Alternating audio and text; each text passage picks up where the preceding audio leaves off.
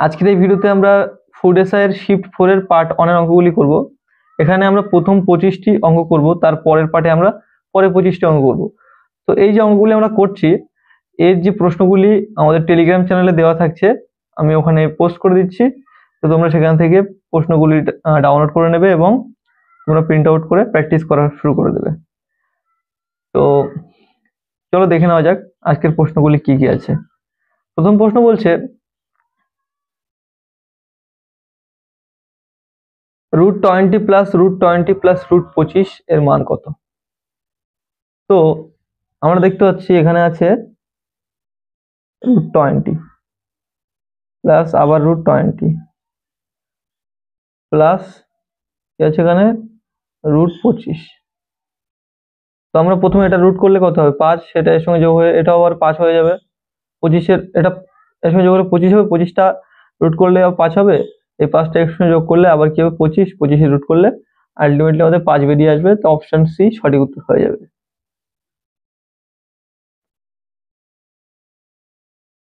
এর পরের প্রশ্ন বলছে 70 লিটার দুধ ও জলের মিশ্রণে জলের শতকরা পরিমাণ 20%। মিশ্রণটিতে আরো কত লিটার জল মেশাতে হবে যাতে মিশ্রণটিতে জলের শতকরা পরিমাণ 30% হয়? তো আমরা এখানে দেখতে পাচ্ছি যে 70 লিটারের দুধ ও জলের একটা মিশ্রণ ছিল। এখানে 70 লিটারের টোটাল কোয়ান্টিটি ছিল।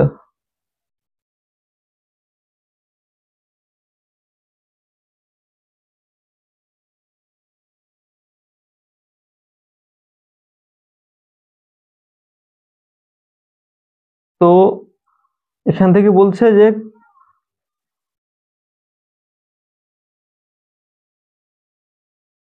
জলের শতকরা পরিমাণ 20%। তো 20% মানে আমরা কি জানি? 20% মানে আমরা জানি 1/5। তো এখানে 1 হচ্ছে ওয়াটার আর বাদ বাকি মিক্সচার। তাহলে বাদ বাকি সরি পুরোটা হচ্ছে মিশ্রণ, তাহলে এর থেকে এটা বাদ দিলে 4 হচ্ছে এখানে মিল্ক থাকবে। আচ্ছা, এবার কি বলছে যে আরো কত লিটার জল মেশাতে হবে যাতে জলের শতকরা পরিমাণ 30% হয়। 30% মানে আমরা কি জানি? 30% মানে আমরা জানি 3/10। তো অর্থাৎ জলের পরিমাণ 30% করতে হবে, তো 3 করতে হবে অ্যাকচুয়ালি। তো আমরা এখানে আগে প্রথম রেশিওটা লিখে নেব। প্রথম রেশিও আমরা মিল্ক ইস টু ওয়াটার লিখবো। তো মিল্ক আমাদের কত বেরিয়েছে 4, আর ওয়াটার কত 1। পরে কি হচ্ছে এটা পরিবর্তন হয়ে যাচ্ছে, পরে হচ্ছে মিল্ক হচ্ছে আমাদের এখান থেকে 10-এর থেকে 3 বাদ দিলে 7, আর ওয়াটার হচ্ছে 3, উপরেরটা হচ্ছে ওয়াটার, আর এটা পুরোটা মিক্সচার, মিক্সচার থেকে ওয়াটার বাদ দিলে আমাদের মিল্ক পড়ে থাকবে, মিল্ক পড়ে থাকবে এটা। তো এবারে আমরা কি করব, এখান থেকে আমরা দেখতে পাচ্ছি মিল্কের আমরা কোনো পরিবর্তন করছি না, তো মিল্ক যেমন তেমনই আছে। তো আমরা এখান থেকে এর সঙ্গে আমরা 4 গুণ করে দেবো, আর এর সঙ্গে আমরা কি গুণ করব 7 গুণ করে দেবো।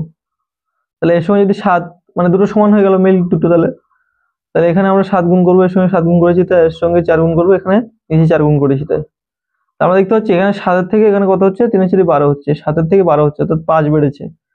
ওয়াটার কি হচ্ছে প্রথমে 7 ছিল তারপরে 12 হয়েছে, অর্থাৎ 5 বেড়েছে। তাহলে আমাদের টোটাল কোয়ান্টিটি কত 70। তাহলে আমরা যেটা করব, আমাদের এখানে 4 7 28 আর 7 35, তাহলে 70 সরি 70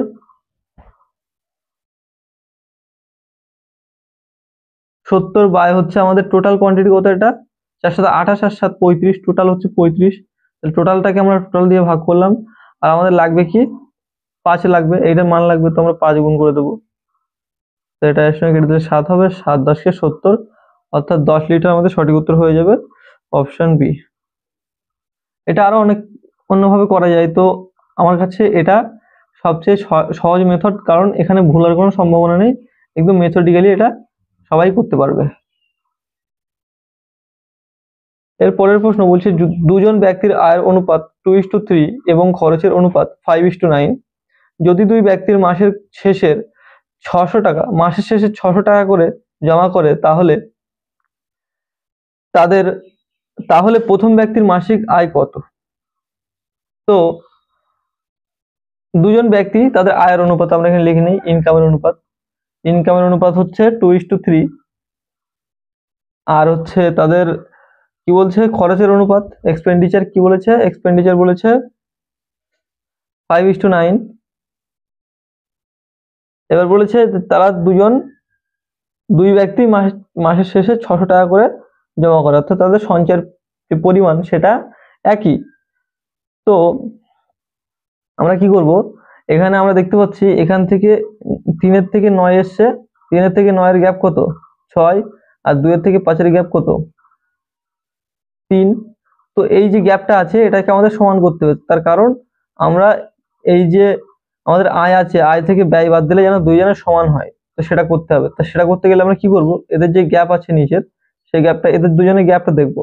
এখানে 1 গ্যাপ আর এখানে কত গ্যাপ, এখানে 4 গ্যাপ। তো আমাদের এখানেও মানে 4 দিয়ে গুণ করতে হবে, দুই সাইডে সমান করে নিতে হবে, এটাও 4 এটাও 4। তাহলে এই 4টার সঙ্গে গুণ করবো, তাহলে 4 দুগুণ কত হবে 8 হবে, আর এখানে 3 4 কত হবে 12 হবে। তো এখন আমরা এখান থেকে যদি দেখি 8 আর 5, 8 5 থেকে 8 গেলে 3, অ্যাকচুয়ালি 3 গ্যাপ, এখানে 12 থেকে 9 গেলে 3 গ্যাপ, তো আমাদের গ্যাপ কিন্তু সমান হয়ে গেছে, অর্থাৎ সঞ্চয় কিন্তু আমাদের সমান হয়ে গেছে। তো সঞ্চয় আমাদের কত হচ্ছে 3 হচ্ছে। তো এই যে 600 টাকা বলেছে দুজনই সঞ্চয় করে, তো 600 টাকা মানে 3, 600 টাকা মানে আমাদের 3। তাহলে প্রথম ব্যক্তির মাসিক আয় কত, প্রথম ব্যক্তির মাসিক আয় হচ্ছে এখানে 8 বের করেছি আমরা, তো 8 দিয়ে গুণ করে দেবো, তাহলে এখানে 2 হবে, 200 হবে, আর দুগুণ 1600 হবে। অপশন এ সঠিক উত্তর হয়ে যাবে। এবারের প্রশ্নে বলছে একটি খালি ট্যাঙ্ক এ ও বি নল দিয়ে 10 মিনিটে, বি ও সি নল দিয়ে 12 মিনিটে এবং এ ও সি নল দিয়ে 15 মিনিটে জল পূর্ণ করা যায়। নল তিনটি একসঙ্গে বা একত্রে কত সময়ে খালি ট্যাঙ্কটি জলপূর্ণ করতে পারবে? তো আমরা একটু লিখে নিই এখানে, এ ও বি ট্যাঙ্ক মিলে কি করে, এ ও বি ট্যাঙ্ক মিলে খালি করে 10 মিনিটে, আচ্ছা বি ও সি ট্যাঙ্ক মিলে 12 মিনিটে, আর এ ও সি ট্যাঙ্ক মিলে কি করে 15 মিনিটে। তো এদের সবার লসাগু বের করতে হবে আমাদের, এদের সবার লসাগু কত হবে 60 হবে। তো 6 10 কে 60, 5 12 60, 4 15 60। তো আমরা দেখতে পাচ্ছি 6 আর 4 10 আর 5 15, টোটাল হচ্ছে 15। তাহলে A B plus B C plus C A সমান 15। তাহলে আমরা দেখতে পাচ্ছি এখানে দুটো এ আছে, দুটো বি আছে, দুটো সি আছে, তাই আমরা দুটো করে কমন নিয়ে নেব, অর্থাৎ 2 ইন্টু এ প্লাস বি প্লাস সি সমান আমাদের 15। তাহলে আমরা এ প্লাস বি প্লাস সি সমান কি দেখতে পাচ্ছি, এ প্লাস বি প্লাস সি সমান আমরা দেখতে পাচ্ছি 15/2, এই দুইটা নিচে চলে আসলো।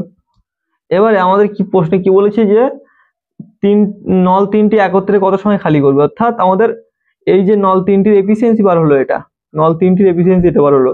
এবারে 60কে আমরা এই নল তিনটির এফিসিয়েন্সি দিয়ে ভাগ করে দেবো, অর্থাৎ 15/2 দিয়ে ভাগ করে 2টা এখানে চলে আসবে, তাহলে 4 15 60 আর 4 2 8, তাহলে 8 মিনিটে কিন্তু এটা খালি করে ফেলবে।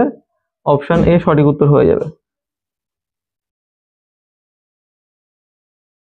এবারের প্রশ্ন বলছে বার্ষিক 8% সুদের হারে 5,000 টাকার 2 বছরের চক্রবৃদ্ধি সুদ ও সরল সুদের অন্তর হবে। তো এখানে যদি বার্ষিক সরল সুদ ও চক্রবৃদ্ধি সুদের অন্তর জিজ্ঞেস করে 2 বছরের, তো আমরা কি করব, 2 বছরের 8% সাকসেসিভ করে নেব। আচ্ছা সিম্পল ইন্টারেস্টে 8% 2 বছরে কত হবে 16% হয়ে যাবে, কিন্তু কম্পাউন্ড ইন্টারেস্টে কি হবে 8% 2 বছরে কি হবে 8 প্লাস 8 প্লাস 8 ইন্টু 8/100 হয়ে যাবে। অর্থাৎ এটা হচ্ছে সাকসেসিভের সূত্র, 2 বছরের সাকসেসিভের সূত্র। তো এখানে আমরা দেখতে পাচ্ছি 8 8 16 আর 28টা 64/100, অর্থাৎ 16.64%। তো আমরা দেখতে পাচ্ছি যে কম্পাউন্ড ইন্টারেস্টে বাড়তি হচ্ছে কোনটা 0.64% বাড়তি হচ্ছে, 0.64% আমাদের বাড়তি হচ্ছে। তো আমরা দেখতে পাচ্ছি 0.64% এর অন্তর।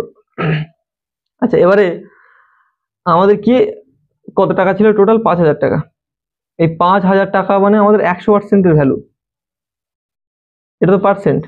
আচ্ছা আমাদের 100% এর ভ্যালু হচ্ছে 5,000 টাকা, তাহলে আমাদের এই পার্সেন্টের ভ্যালু কত সেটা বের করতে হবে, অর্থাৎ 0.64% এর ভ্যালু কত সেটা বের করতে হবে। তো আমরা এই শূন্যগুলো দিয়ে এই শূন্যগুলো কেটে দেবো।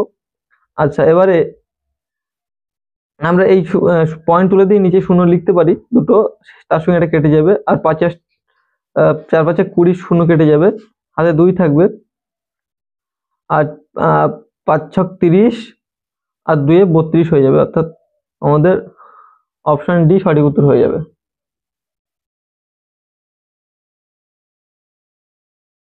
এবারে প্রশ্ন বলছে দুটি সংখ্যার গুণফল 15 75 এবং ভাগফল 9/7 সংখ্যা দুটি কি কি?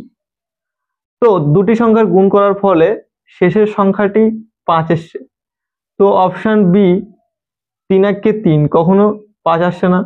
আচ্ছা, শেষের সংখ্যাগুলি, শেষের দুটোতেই 5 চলে আসছে, আর প্রথমটাতেও না, শেষের সংখ্যাতে 5 চলে আসছে না, ডিতে আসছে কি 5 6 30, অর্থাৎ 0 চলে আসছে, অর্থাৎ অপশন ডি এলিমিনেট হয়ে গেল, অপশন বি এলিমিনেট হয়ে গেল।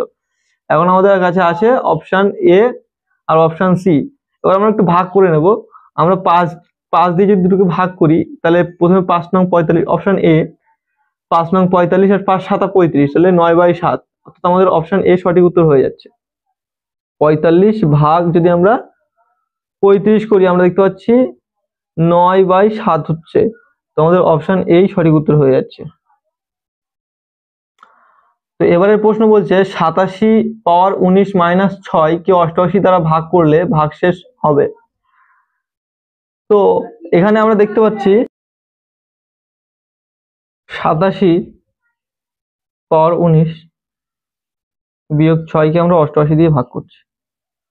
তো আমরা এক কাজ করতে পারি, এখানে আমরা কি করতে পারি, আমরা এখানে 88 এর পাওয়ার 19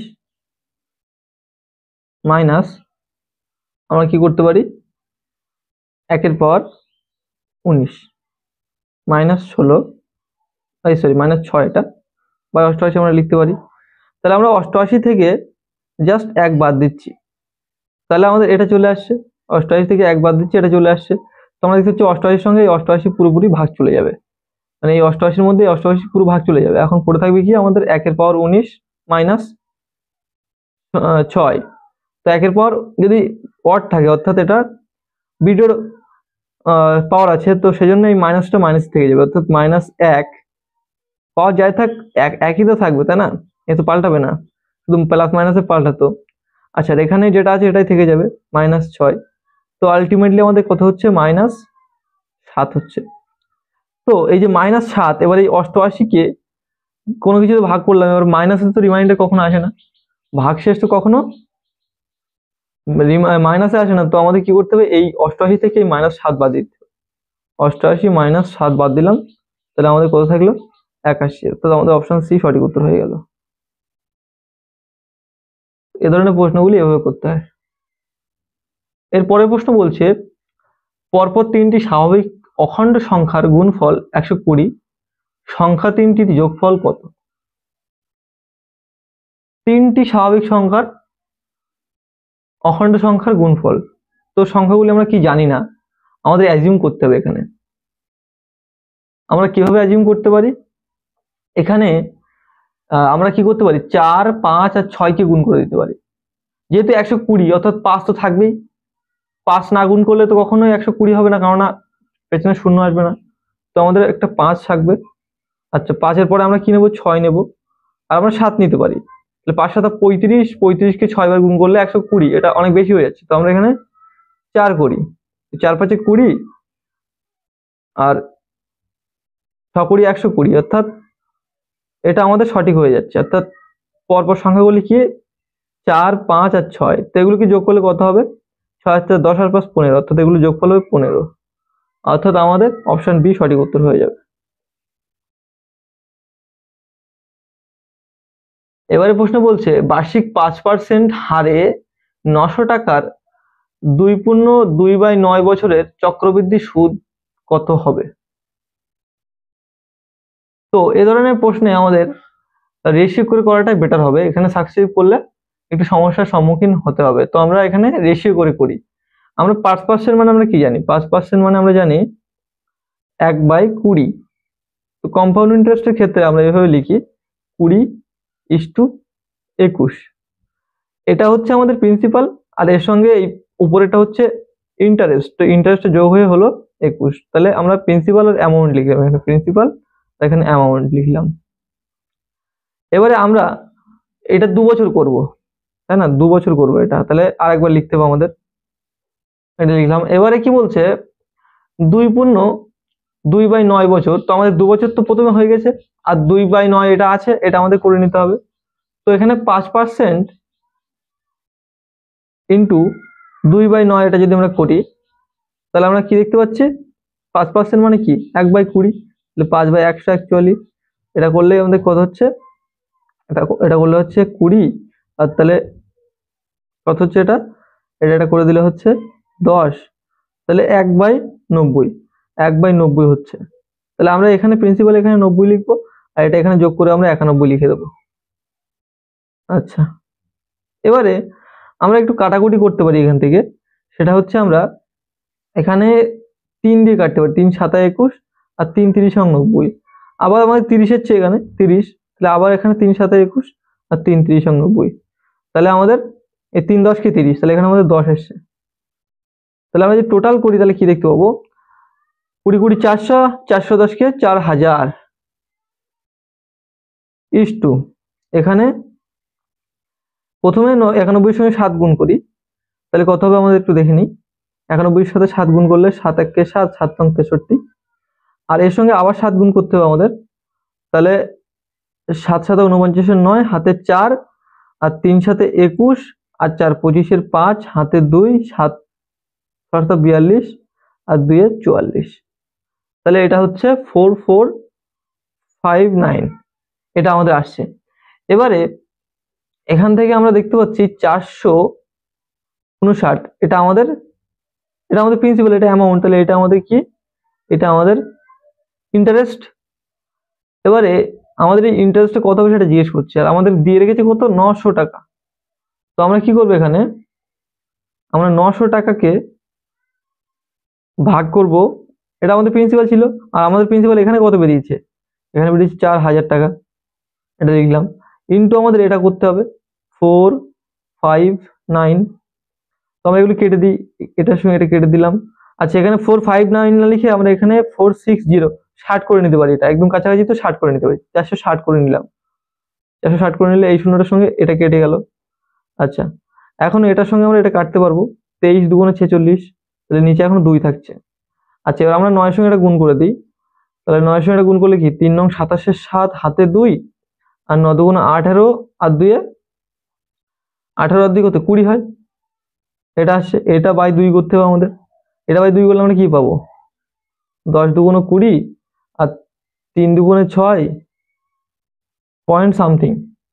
তাহলে আমরা দেখতে পাচ্ছি 103 পয়েন্ট সামথিং আসছে। আমাদের অপশন এ সঠিক উত্তর হয়ে যাবে, 103.28, অপশন এ সঠিক উত্তর। এবারে আমাদের একটা সিরিজ দিয়েছে 1, 8, 9, 64, 25, 216। তো একটু লিখে নিই, 1, 8, 9, 64, 25, 216। তো আমরা এখানে দেখতে পাচ্ছি এর সঙ্গে এর মিল, এর সঙ্গে এর মিল, এর সঙ্গে এইটার মিল হবে, এখানে যেটা থাকবে তার, কারণ এখানে 1 এর স্কোয়ার, তারপর 3 এর স্কোয়ার, বিজোড় সংখ্যাগুলি স্কোয়ার দেখতে পাচ্ছি আমরা, 1 এর স্কোয়ার, 3 এর স্কোয়ার, 5 এর স্কোয়ার, তাহলে এখানে কত হবে, 7 এর স্কোয়ার হবে, 49 হবে এখানে। তাহলে আমাদের অপশন এ সঠিক উত্তর হয়ে যাবে।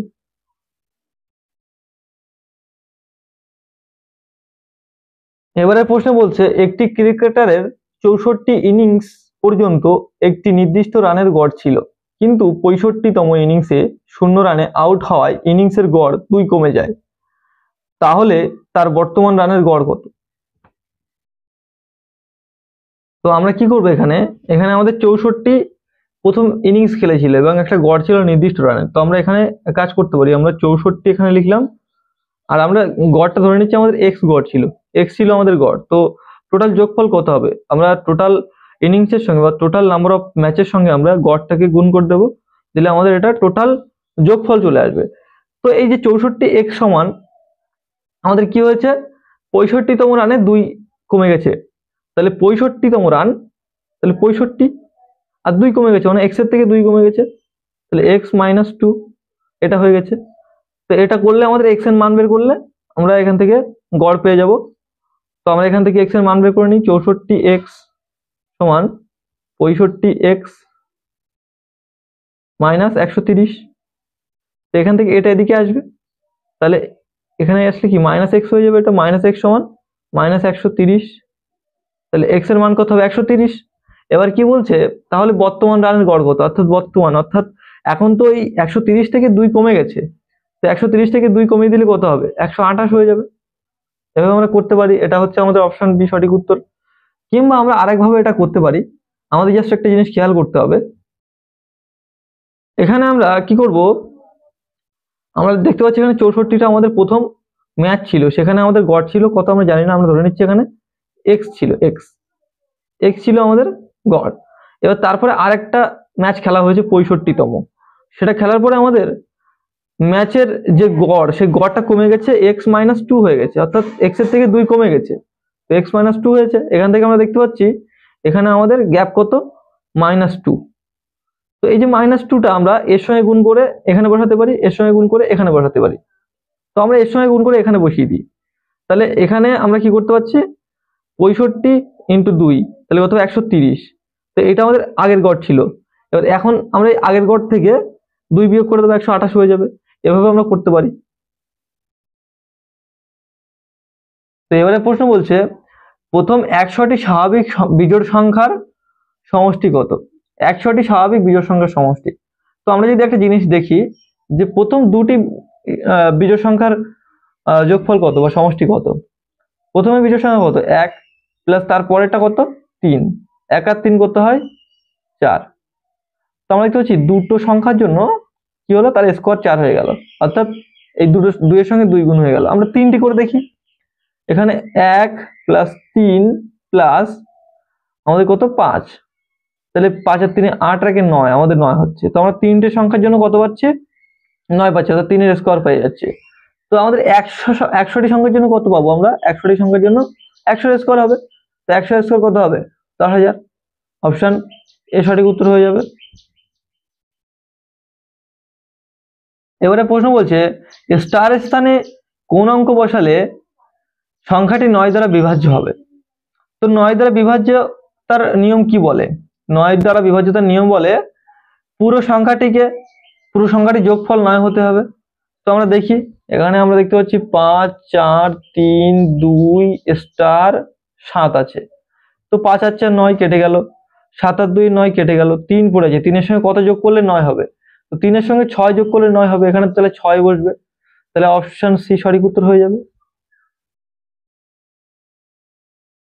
এবারে প্রশ্ন বলছে বার্ষিক 10% হার সরল সুদে কোনো আসল 10 বছরে সুদে মূলে কত গুণ হবে।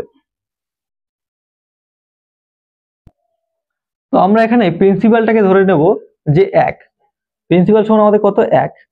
তো আমরা এক কাজ করি, আমাদের 10% মানে আমরা কি জানি 1/10, 10% মানে আমরা কি জানি যে 1/10। কিংবা আমরা এক কাজ করতে পারি, আমরা 10% তার সঙ্গে 10 বছর গুণ করে দেবো, তাহলে এটা কত হয়ে যাবে 100% হয়ে যাবে, 100/100 হয়ে যাবে। অর্থাৎ এখান থেকে আমাদের 10%-এ 10 বছরে আমাদের কত হচ্ছে সুদ 1 হচ্ছে, তাহলে আমাদের ইন্টারেস্ট কত পাচ্ছি আমরা, এসআই পাচ্ছি আমরা 1 টাকা। তাহলে আমাদের প্রিন্সিপাল ছিল 1 টাকা, এসআই হলো 1 টাকা, তাহলে আমাদের অ্যামাউন্ট কত হলো, তাহলে সুদে মূলে কত হলো 1 আর 1 কত হলো 2 হলো, 2 টাকা।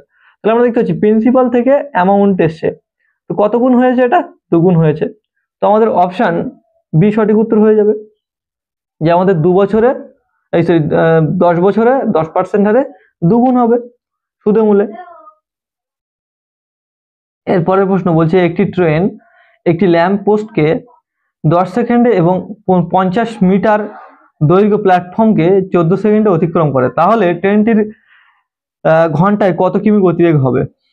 তো আমরা দেখতে পাচ্ছি একটা ট্রেন ল্যাম্প পোস্টকে অতিক্রম করছে 10 সেকেন্ডে। তো ট্রেন যখন কোনো ল্যাম্প পোস্টকে অতিক্রম করে তখন ট্রেন নিজের দৈর্ঘ্য অতিক্রম করে, অর্থাৎ ট্রেন নিজের দৈর্ঘ্য অতিক্রম করছে কত সেকেন্ডে 10 সেকেন্ডে, 10 সেকেন্ডে নিজের দৈর্ঘ্যকে অতিক্রম করছে। আর কি বলছে যে 50 মিটার দৈর্ঘ্য প্ল্যাটফর্মকে 14 সেকেন্ডে পার করছে, অর্থাৎ ট্রেন যখন কোনো প্ল্যাটফর্ম কিংবা কোনো ব্রিজ পার করে তখন নিজের দৈর্ঘ্য প্লাস সেটা পার করে। তো আমরা দেখতে পাচ্ছি নিজের দৈর্ঘ্য প্লাস সেই ব্রিজের দৈর্ঘ্য বা সেই প্ল্যাটফর্মের দৈর্ঘ্য এটা পার করছে 14 সেকেন্ডে। তো আমরা একটা জিনিস এখান থেকে সুস্পষ্টভাবে লক্ষ্য করতে পারছি যে ট্রেন যখন নিজের দৈর্ঘ্য ছাড়া 50 মিটার বেশি দৈর্ঘ্য পার করতে যাচ্ছে তখন তার 4 সেকেন্ড বেশি সময় লাগছে। এটা আমরা দেখে বুঝতে পারছি। তো আমরা কি করব, এই যে 50 এটাকে 4 দিয়ে ভাগ করব, অর্থাৎ ডিস্টেন্সটাকে আমরা সেকেন্ড দিয়ে ভাগ করব, টাইম দিয়ে ভাগ করব। ডিস্টেন্সকে টাইম দিয়ে ভাগ করলে আমাদের কি পেয়ে যাবো, আমরা স্পিড পেয়ে যাব। এবার এটা মিটার আর এটা সেকেন্ড, মিটার পার সেকেন্ড থেকে আমরা যাব কি কিলোমিটার পার ঘন্টায়। তাহলে আমাদের কি করতে হবে, এটাকে 18/5 দিয়ে গুণ করতে হবে। মিটার পার সেকেন্ড থেকে যখন কিলোমিটার পার ঘন্টায় যাবো তখন 18/5 দিয়ে আমাদের গুণ করতে হবে। এটার সঙ্গে এটা কেটে দেবো, তাহলে এখানে 10 হবে, আর এটার সঙ্গে এটা কাটবো 5 হবে, এটার সঙ্গে এটা কাটবো কত হবে, 9 হবে। তো 5 নং 45 হবে। তাহলে 45 কিলোমিটার পার ঘন্টা, এটা আমাদের অপশন বি সঠিক উত্তর হয়ে যাবে। আর এটা যদি আমরা এভাবে না করতে যাই তাহলে একটা মেথড আছে, মানে এই যে সিম্পল মেথড, সেই মেথড দিয়ে করা যাবে, কিন্তু এইসব প্রশ্নের ক্ষেত্রে মেথডে না গিয়ে সিম্পলি এভাবে করাটা বেটার হবে। এরপরে প্রশ্ন বলছে একটি 70 মিটার লম্বা ট্রেন 75 কিমি বেগে ঘন্টায় 75 কিমি বেগে 105 মিটার লম্বা একটি ব্রিজ পার হতে সময় নেবে। তো একটা ব্রিজ পার হতে একটা ট্রেন কখন কিভাবে সময় নেয়, ট্রেনের দৈর্ঘ্য প্লাস ব্রিজের দৈর্ঘ্য সেটাকে আমাদের স্পিড দিয়ে ভাগ করতে হয়। তো ট্রেনের দৈর্ঘ্য এখানে কত বলে দিয়েছে, 70 মিটার, আর ব্রিজের দৈর্ঘ্য কত কিলোমিটার বলেছে, কত মিটার বলেছে, 105 মিটার। তো 105 এখানে লিখলাম। আর এটাকে আমাদের ভাগ করতে হবে টোটাল স্পিড দিয়ে, তাহলে টাইম বেরিয়ে যাবে। স্পিড কত, 75 কিলোমিটার পার ঘন্টায়। তো এটার সঙ্গে যোগ করে দেবো, তাহলে কত হবে, 175/75। আর এখানে আমাদের এটা 75 কিলোমিটার পার ঘন্টা আছে, এটাকে আমাদের কি করতে হবে, মিটার পার সেকেন্ড করতে হবে। তো আমাদের এখানে 5/18 দিয়ে গুণ করতে হবে। 5/18, 18 এখানে লিখলে এখানে উল্টে আসবে, এখানে 18। তাহলে এখানে আমাদের 3×25 75, আর 7×25 175। আর এখান থেকে আমরা 3×6 18 করতে পারি, তাহলে 7×8 56, 56/5, 7 আচ্ছা 6×7 42, 42/5। তাহলে এখানে 8×2/5, এটা আমাদের সঠিক উত্তর হয়ে যাবে অপশন বি। এরপরে প্রশ্ন বলছে এ, বি ও সি একটি যৌথ ব্যবসা শুরু করে। বছর শেষে এর লাভের 2/5 বি লভ্যাংশের 1/4 পায় এবং সি 4,900 টাকা পায়। ব্যবসায় মোট কত টাকা লাভ হয়েছিল। তো আমরা এখানে একটা কাজ করে নেব, এখানে আমরা লিখে নেব যে A:B:C। এবারে কি বলছে যে টোটাল আমাদের, আমরা এক কাজ করি, এখানে দেখতে পাচ্ছি আমরা 2/5 আর 1/4 এরকম আছে। তো নিচের যে হরগুলো আছে এগুলোকে আমরা লসাগু করে নিই। তো নিচের হরগুলো লসাগু করলে কত হয়, 4×5 20 লসাগু হবে। তো টোটাল আমরা ধরে নিচ্ছি টোটাল আমাদের 20 ছিল, টোটাল আমাদের 20 ছিল। এবার কি বলেছে যে এ লভ্যাংশের টোটাল লাভ আমাদের কত ছিল, 20 ছিল, আর বলেছে এ লভ্যাংশের 2/5 পায়। তো এর 2/5 করলে আমরা কত পাবো, তাহলে 2/5 করলে আমরা 8 পাবো। তো এ পায় 8। আচ্ছা বি কত পায়, লভ্যাংশের 1/4 পায়, অর্থাৎ এর 1/4 করলে আমরা কত পাবো, এর যদি 1/4 করি তাহলে 4×5 20, অর্থাৎ 5 পাবো। বি হবে 5। আর সি কত হবে, তাহলে এবার আমাদের বের করতে হবে। তাহলে 5 আর 8 13, তাহলে সি থাকবে 7, 13 আর 7 20, এই পাচ্ছি আমরা। এবারে বলছে যে সি 4,900 টাকা পায়। তো সি এই যে 7 মানে 4,900, তাহলে আমরা দেখতে পাচ্ছি এখানে 7 7 49, তাহলে 7 হবে তারপরে 2 শূন্য, এটা হবে। তাহলে টোটালটা কত সেটা জিজ্ঞেস করছে, মোট ব্যবসায় কত লাভ হয়েছিল। তো মোট আমাদের কত 20, তাহলে 700 গুণ 20 করে দেবো আমরা, তাহলে 1400, 1400 নাকি 1400 না, সরি একটা শূন্য আছে, 14,000 হবে। অপশন বি সঠিক উত্তর হয়ে যাবে। এবারে প্রশ্ন, একটি ট্রেন 10 কিমি দূরত্ব যায় 12 মিনিটে। যদি ট্রেনটির গতিবেগ 10 কিলোমিটার পার ঘন্টা কমে যায় তবে ওই দূরত্ব যেতে ট্রেনটি কত সময় লাগবে। তাহলে প্রথমে কি যাচ্ছিল, 10 কিলোমিটার দূরত্ব যাচ্ছিল 12 মিনিটে যাচ্ছিল, এবং 12 মিনিটে যাচ্ছিল। তো আমরা এখান থেকে কি বের করতে পারি, এখান থেকে আমরা তার স্পিড বের করে নিতে পারি। স্পিড বের করে পরের স্পিডের সঙ্গে আমরা কি করবো, পরেরটার সঙ্গে আমরা জাস্ট ভাগ করে দেবো, তাহলে হয়ে যাবে। তাহলে আমরা এখানে প্রথমে আমাদের 10 কিলোমিটার দূরত্ব ছিল, সেই 10 ভাগ আমাদের কত মিনিটে যায়, এটা 12 মিনিটে। এটা করলাম। এবার এটা করলে তো ভাগ যাবে না, তাই 60 দিয়ে গুণ করতে হবে আমাদের। তাহলে এটাকে 60 দিয়ে গুণ করলে আমরা কি পাবো, 50 কিলোমিটার পার আওয়ার পেয়ে যাবো আমরা। এটা হচ্ছে তার গতিবেগ, ট্রেনটির গতিবেগ এটা। এবার ট্রেনটির গতিবেগ যদি 10 কিলোমিটার পার ঘন্টা কমে যায়, অর্থাৎ 10 কিলোমিটার পার ঘন্টা কমে গেলে কত কিলোমিটার পার ঘন্টা যাবে, এখান থেকে 10 বাদ দিলে 40 কিলোমিটার পার ঘন্টায় যাবে। যদি ট্রেনটা এই গতিবেগে যায়, তাহলে ওই ওই দূরত্ব যেতে বা এই সেই 12, ওই যে 10 কিলোমিটার দূরত্ব যেতে কত সময় লাগবে, এই 10 কিলোমিটার দূরত্ব এই স্পিডে যাবে, অর্থাৎ 40 কিলোমিটার পার ঘন্টা স্পিডে যাবে, তাহলে কত সময় লাগবে। আমরা এখানে একটা 60 গুণ করে নেব, যেহেতু ভাগ যাচ্ছে না, তাহলে এখানে 15 মিনিট লাগবে। অপশন সি সঠিক উত্তর হয়ে যাবে। এবারে প্রশ্ন বলছে একটি দ্রব্যের ক্রয় মূল্য 620 টাকা এবং এটা ধার্য মূল্যের থেকে 25% কম, দ্রব্যটি 15% ছাড়ে বিক্রি করা হলে লাভ শতকরা হবে। তো এখানে কিন্তু আমাদের কোন রকম ওই যে 620 টাকা দিয়েছে ক্রয় মূল্য, এটা না করে আমরা উত্তর বের করতে পারি, তার কারণ এখানে কিন্তু আমাদের কোনো সংখ্যায় উত্তর চাচ্ছে না, আমাদের চাচ্ছে পার্সেন্টে। তো আমরা এখানে রেশিও করে এটা করতে পারি। কিভাবে করবো, আমরা এখানে লিখবো CP is to SP is to MP, এভাবে আমরা ইস টু করে লিখে নেব। এবারে আমাদের কি বলছে যে সে ধার্য মূল্যের চেয়ে কি হয়েছে, এটা ক্রয় মূল্য ধার্য মূল্যের চেয়ে 25% কম। তো 25% কম মানে আমরা কি জানি, 3/4, 1/4 তার থেকে কমিয়ে দিলে 25% কমিয়ে দিলে 3/4 হবে। তো এই যে ধার্য মূল্য, এটা কি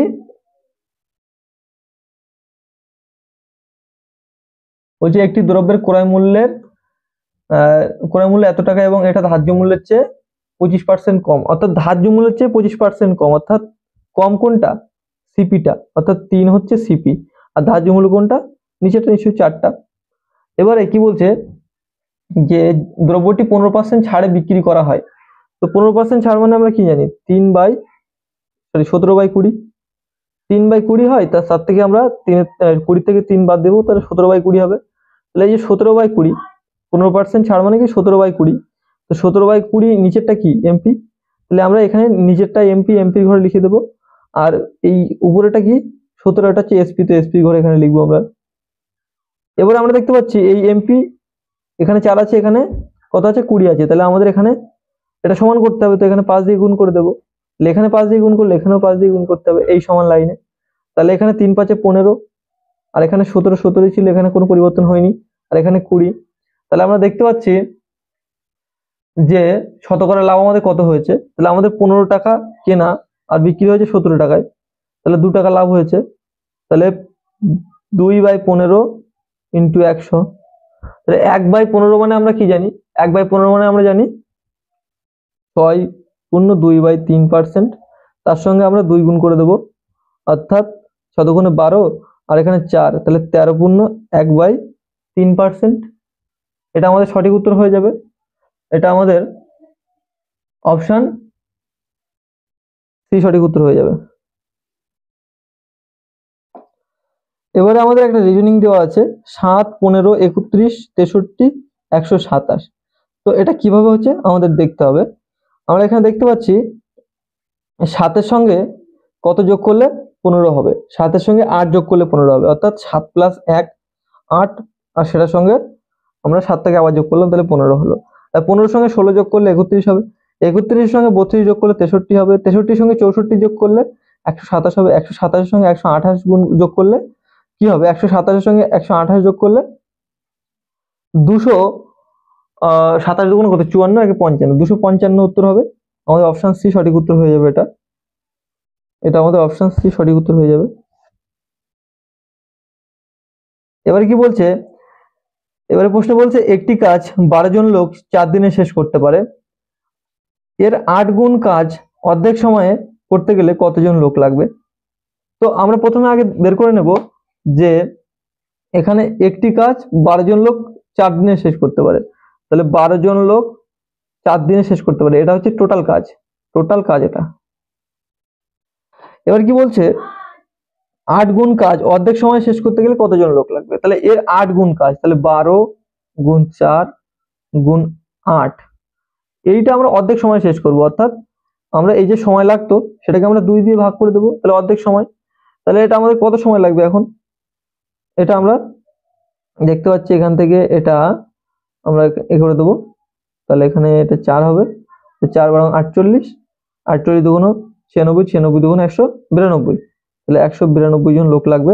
এটা আমাদের অপশন ডি সঠিক উত্তর হয়ে যাবে।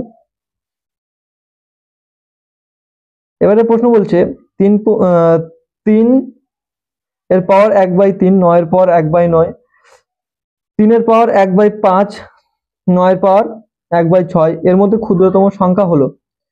তো আমরা কি করব, এই পাওয়ার গুলিকে আমরা লসাগু করে নেব, তাহলে আমাদের সহজ হয়ে যাবে। তাহলে 3, 6 আর 9 আর 5 এর মধ্যে লসাগু কত হবে? এর মধ্যে লসাগু হবে 45, লসাগু হয়ে যাবে। তো আমরা এক কাজ করি, 45 লসাগু করলে কি হবে? প্রথমে 1/, এই 3 পূর্ণ 1/3 আছে, 3 পূর্ণ 1/3 এটার সঙ্গে আমরা 45 গুণ করে দেব, কমা 9 পূর্ণ 1/9, আচ্ছা 9 পূর্ণ 1/9, কিন্তু এটা কিন্তু 9, কিন্তু 9 3 এর পাওয়ার 2 করলে 9 হয়, তো এটা আমরা দেখে নেব পরে আবার। আচ্ছা 5 পূর্ণ 3 পূর্ণ 1/5 গুণ 45, আর এখানে 9 পূর্ণ 1/6 গুণ 45। তো আমরা এখান থেকে এটা কাটলে 15 পাবো, এখান থেকে এটা কাটলে 5 পাবো, এখান থেকে এটা কাটলে 5 9 পাবো, এখান থেকে এটা কাটলে কত পাবো? এখান থেকে এটা কাটলে আমরা পাবো কত? আচ্ছা 6 তো 45 দিয়ে ভাগ যায় না, তাহলে আমরা এক কাজ করতে পারতাম, এখানে 2 গুণ করতে পারতাম, তাহলে ভাগ যেত। তাহলে 6 15 এবং 90, আচ্ছা প্রত্যেকটা সময় আমরা 2 গুণ করে দিই, তাহলে আমরা দেখতে পাচ্ছি এখানে কি 3 এর পাওয়ার কত? 15 দুগুণ 30। আচ্ছা এখানে 9 এর পাওয়ার কত? 5 দুগুণ 10, কিন্তু 9 এর পাওয়ার 10, কিন্তু এখানে 3 এর পাওয়ার 2, তারপরে এখানে কিন্তু 10, 5 ইন্টু 2, এটা হবে কিন্তু, হ্যাঁ।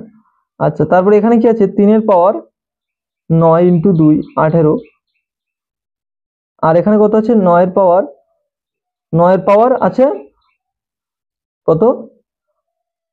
9 এর পাওয়ার আছে 15, তাহলে 9 এর পাওয়ার 15 মানে কি 3 এর পাওয়ার 2 আর গুণ এই 15 সঙ্গে জাস্ট 3 এর পাওয়ার 2টা গুণ করে দেবো এখানে, তাহলে এটা 9 এর পাওয়ার হয়ে যাবে। তো আমরা দেখতে পাচ্ছি কি 3 এর পাওয়ার 15, এখানে এই 3 এর পাওয়ার 30, এখানেও 3 এর পাওয়ার 30, তাহলে এই দুটো তো কেটে যাচ্ছে, এগুলো তো সমান, এদের নিয়ে আমাদের কোনো প্রশ্ন নেই, আমাদের প্রশ্ন হচ্ছে এই দুটো নিয়ে। আমরা দেখবো কি এখানে 20 হচ্ছে, এটা 4 5 20, আর এখানে 18 হচ্ছে, তো এখানে সবচেয়ে ছোট কোনটা হবে? ছোট এইটা হবে 3 1/18, সরি কি বলছি, এটা 3 এর পাওয়ার 18, এটা হচ্ছে আমাদের সবচেয়ে ছোট সংখ্যা হবে, তাহলে এটা আমাদের অপশন সি সঠিক উত্তর হয়ে যাবে। আশা করছি তোমরা বুঝতে পেরেছো। এবারে প্রশ্ন বলছে পরপর দুটি সংখ্যার গুণফল 1980 হলে ক্ষুদ্রতম সংখ্যাটি কত সেটা বের করতে বলছে। তা আমরা অপশন টেস্ট করে নেব। এখানে প্রথম যে অপশনটা আছে 3 33, 33 এর পরের সংখ্যা কত? 34। তাহলে আমরা যদি ইউনিট ডিজিট গুলো গুণ করি, অর্থাৎ আমরা 33 এর সঙ্গে যদি 34 গুণ করি, তাহলে আমরা 3 4 12, অর্থাৎ আমাদের শেষে কত আছে? 2 আসছে। এটা তো হবে না, আমাদের উত্তরে তাই আমাদের প্রশ্ন বলছে শূন্য আসবে, ইউনিট ডিজিট শূন্য আসবে। 1980 এখানে ইউনিট ডিজিট কত আছে? শূন্য আছে, তো আমাদের শূন্য আনতে হবে, তাহলে এটা হবে না। তারপরে কত আছে? 44 ইন্টু 45 হবে পরের সংখ্যা, তাহলে 4 5 20, এখানে কিন্তু ইউনিট ডিজিট শূন্য আসছে, এটা হতে পারে। আচ্ছা তারপরে আছে কত? তারপরে আসছে আমাদের 35 ইন্টু 36, তাহলে এটারও ইউনিট ডিজিট কত আছে? 0 আসছে। আচ্ছা তারপরে আছে 55 ইন্টু 56, এটার ইউনিট ডিজিট শূন্য আসছে। আচ্ছা, এবারে আমরা কি ডিস্টিংগুইশ করতে পারি? এখানে এখানে আমরা দেখতে পাচ্ছি 35-এর সঙ্গে 36, অর্থাৎ এখানে 7-এর গুণিতক আছে আর 9-এর গুণিতক আছে। আচ্ছা, আমরা এক কাজ করি, দেখে নিই যে আমাদের টোটাল সংখ্যাটিতে 9-এর গুণিতক আছে কিনা। এখানে 9-এর গুণিতক আছে, এখানে 9-এর গুণিতক আছে, এখানে 9-এর গুণিতক নেই। তো আমরা 9-এর গুণিতক আছে কিনা দেখে নিই। আমরা দেখতে পাচ্ছি 9, 8 একে 9, এটা 9-এর গুণিতক আছে, তার মানে এটা আমাদের কোনো কাজে আসবে না। এখানে তো 9 নেই, এর মধ্যে 9 নেই, 5 5 10 আর 5 আর 6 11, এখানে কোনো 9 নেই, তাহলে এটা আমাদের হবে না, এটাও হবে না। তাহলে আমাদের এই দুটো বাকি আছে। এবারে আমাদের দেখতে হবে যে এখানে 11-এর গুণিতক, এখানে 11-এর গুণিতক আছে, এখানে 4 11 40 11-এর গুণিতক আছে। তো আমরা দেখবো আমাদের এই 1980-র মধ্যে 11-এর গুণিতক আছে কিনা। তো আমরা দেখতে পাচ্ছি এখানে 8 আর 1 9, আর এখানে 0 আর 9 9, তাহলে এটা 11-এর গুণিতক। দুটো সংখ্যা মানে অল্টারনেটিভ সংখ্যার যোগফল যখন সমান হয় তখন তারা 11-এর গুণিতক, এই সরি হ্যাঁ 11-এর গুণিতক হয়। তাহলে এটা আমাদের এই অপশনটাই আমাদের স্যাটিসফাই করছে। এটা আমাদের কোন অপশন? এটা আমাদের অপশন বি স্যাটিসফাই করছে।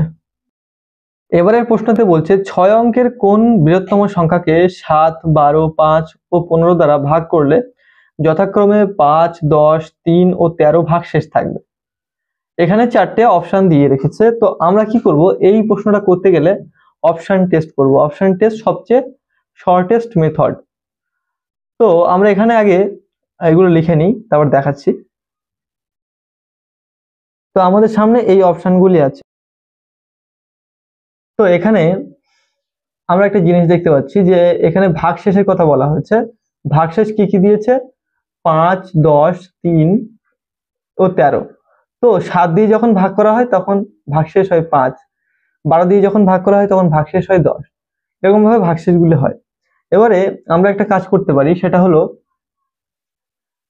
আমরা একটা জিনিস আমরা দেখতে পারি। এখানে প্রথমে আমাদের একটা জিনিস বুঝতে হবে, সেটা হলো যদি আমরা কি করতাম, আমরা 10কে আমরা 3 দিয়ে ভাগ করতাম, তাহলে 3 3 কত হতো? 9। তাহলে 1 ভাগশেষ থাকতো, তাহলে এই 1 ভাগশেষ থাকতো। এবার যদি আমরা এই 10 থেকে 1 বিয়োগ করে দিই তাহলে আমাদের 9 হয়ে যেত। তাহলে আমরা খুব সহজেই 3কে সেটা দিয়ে ভাগ দিতে পারতাম, মানে 3 দিয়ে সেটাকে ভাগ করতে পারতাম। তো ঠিক একইভাবে আমরা এখানে আমাদের যে ভাগশেষগুলো দিয়েছে 5, 10, 3 ও 13, সেগুলো আমরা এই সংখ্যা থেকে বিয়োগ করে দিলে আমরা সেই সংখ্যাটিকে পুরোপুরি ভাগ দিতে পারবো। এবার একটা জিনিস, এখানে 7 দিয়ে ভাগ যাবে, 12 দিয়ে ভাগ যাবে, 5 দিয়ে ভাগ যাবে এবং 15 দিয়ে ভাগ যাবে। তো 7 দিয়ে যখন ভাগ যাবে, 7-এর কথা আমি ছেড়ে দিচ্ছি, 12 দিয়ে যখন ভাগ যাবে তখন 3 4 12, অর্থাৎ 3 দিয়েও ভাগ যাবে। তো 3 দিয়ে ভাগ যাচ্ছে কোনগুলো সেগুলো আমরা প্রথমে দেখে নেব। তো প্রথমটার ক্ষেত্রে আমরা কি করব, এই যে 10টাকে বিয়োগ করব, এর থেকে 10 বিয়োগ করে দেবো, তাহলে এটা কত হবে? তাহলে এটা হয়ে যাবে, সরি হ্যাঁ 10 বিয়োগ করে দেবো, এর থেকে 10 বিয়োগ করে দিলে কত হবে? এটা 10 বিয়োগ করে দিলে 1 মিনিট। এবারে আমরা এখানে যেটা করব, এখানে আমরা দেখতে পাচ্ছি যে 5 দিয়েও ভাগ যাবে। তো 5 দিয়ে ভাগ গেলে কি 3 ভাগশেষ থাকবে। তো আমরা প্রত্যেকটার থেকে 3 বিয়োগ করে দেবো। এর থেকে 3 বিয়োগ করব, এর থেকে 3 বিয়োগ করলে কত হবে? ইউনিট ডিজিট 5 হবে।